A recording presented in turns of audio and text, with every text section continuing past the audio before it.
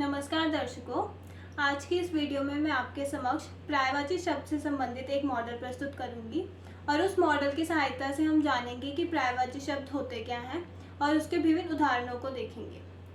तो हिंदी व्याकरण में जिस प्रकार से हम अलंकार, संज्ञा, सर्वनाम, विशेषण इन सब का प्रयोग करते हैं, उसी प्रकार से पर्यायवाची शब्द भी हिंदी व्याकरण में एक महत्वपूर्ण नींव का काम करते हैं। तो पर्यायवाची शब्द होते क्या हैं? पर्यायवाची शब्द वह शब्द होते हैं जिन्हें हम समानार्थक शब्द भी कहते हैं। समानार्थक शब्द मतलब कि इनके अर्थ समान होते हैं। हम वाक्य में एक शब्द की जगह दूसरे शब्द का प्रयोग कर सकते हैं। जैसे अगर हमने वाक्य में आकाश शब्द का प्रयोग करना है तो उसकी जगह हम गगन और आसमान शब्द का भी प्रयोग कर सकते हैं, क्योंकि इनके अर्थ समान रूप से होते हैं। तो आइए अब हम देखते हैं कि मॉडल में किस प्रकार से विभिन्न उदाहरणों की सहायता से हम देखते हैं कि पर्यायवाची शब्द के ऐसे कौन कौन से उदाहरण हैं। तो सबसे पहले यहाँ पर है कि जंगल। तो जंगल शब्द के अन्य पर्यायवाची शब्द कौन कौन से हैं? कानन, वन और गहन। तो हम आगे बढ़ेंगे और देखेंगे कि अन्य पर्यायवाची शब्द कौन कौन से हैं। तो यहाँ पर जैसे है घोड़ा। तो घोड़े को हम अश्व, घोतक और तुरंग के नाम से भी हम इसका वाक्य में प्रयोग कर सकते हैं। और इसके बाद है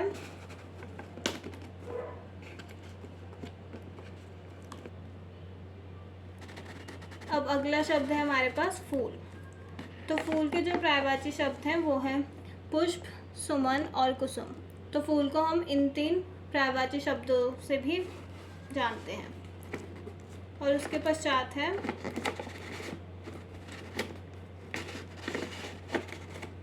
सूरज। तो सूरज को हम सूर्य, रवि और दिनकर का शब्द का भी हम प्रयोग कर सकते हैं सूरज की जगह।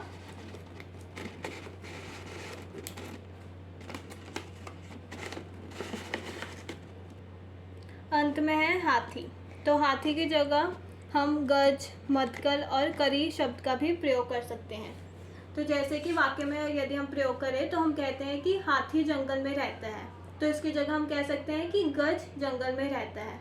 और इन जो हमने ये उदाहरण देखे हैं, इन शब्दों के इसके अलावा भी अन्य पर्यायवाची शब्द हैं, तो आप उसको भी पढ़ सकते हैं। और ये जो मुख्य रूप से जिन शब्दों का प्रयोग किया जाता है, मैंने उनको यहाँ पर इन शब्दों का पर्यायवाची शब्दों को लिखा है।